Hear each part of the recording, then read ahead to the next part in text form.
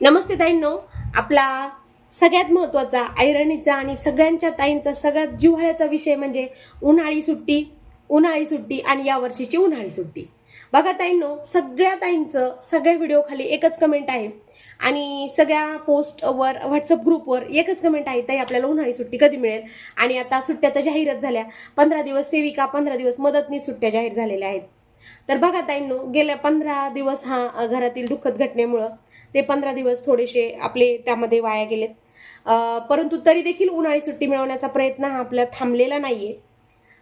तर आपल्याला 1 ते जरी उन्हाळी सुट्ट्या मंजूर जरी झाल्या तरी आपल्याला 1 ते 10 तारखेपर्यंत पोषण ट्रॅकरवरील ऑनलाईन कामे करणं गरजेचं आहे. मग ती सेविका हजर असेल किंवा ती मदतनीस हजर असेल, त्याच्यामुळे 10 तारखेपर्यंत आपल्याला ऑनलाईन कामं करूनच द्यायची आहेत. माननीय अनुप कुमार यादव सरांना जेव्हा आम्ही भेटलो होतो, आपले सचिव, त्यांना देखील मी हे सांगितलं होतं की 10 तारखेपर्यंत आम्ही हे कामं करून देतो.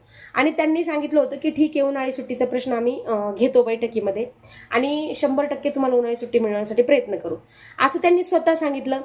तेच मी तुम्हाला स्ट्रेट फॉरवर्ड केलं की आपला उन्हाळी सुट्टीचा ग्रीन सिग्नल मिळालेला आहे. आता आपलं पुन्हा मुंबईला जाणं झालं नाही पदाधिकाऱ्यांचं.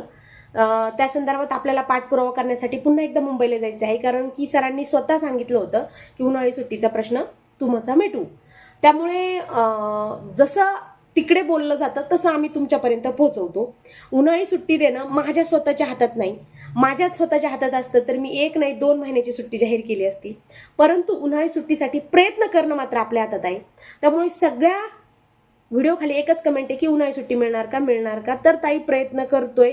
आज जिल्हाधिकाऱ्यांना निवेदन देतोय, सीओना निवेदन देतोय, जिल्हा कार्यक्रम अधिकाऱ्यांना निवेदन देतोय.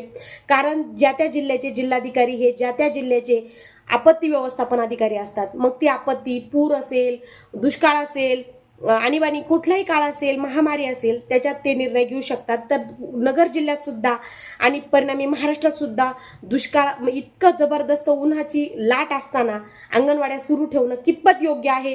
आणि अंगणवाडीच्या चिमुरड्यांना जर या उष्माघाताचा त्रास झाला आणि बाळ दगावलं गेलं तर त्याला जबाबदार कोण? अंगणवाडी सेविका मदतनीस ताईंना जर उष्माघाताने काही झालं तर त्याला जबाबदार हे सरकार आहे का? हे सरकार त्याची जबाबदारी घेईल का? हा जाब विचारण्यासाठी आज जिल्हाधिकारी कार्यालयावर आम्ही जातोय आणि मोठ्या संख्येने आम्ही आज ते निवेदन त्यांना देणार आहे. आणि आपल्याला उन्हाळी सुट्टी मिळवण्यासाठी आम्ही प्रयत्न करत आहोत आणि प्रयत्नच करत आहोत. तुम्हाला ज्यांना सपोर्ट करायचा आहे त्यांनी साथ द्या. घरात बसून काहीही कमेंट करण्यापेक्षा तुम्ही देखील घराच्या बाहेर पडून बघा काय परिस्थिती असते. जर साथ देता येत नसेल तर साथ देऊ नका, पण मागे पण पाय खिचू नका. तर अशाच प्रकारच्या ऑथेंटिक माहितीसाठी आपल्या चॅनलवर साथ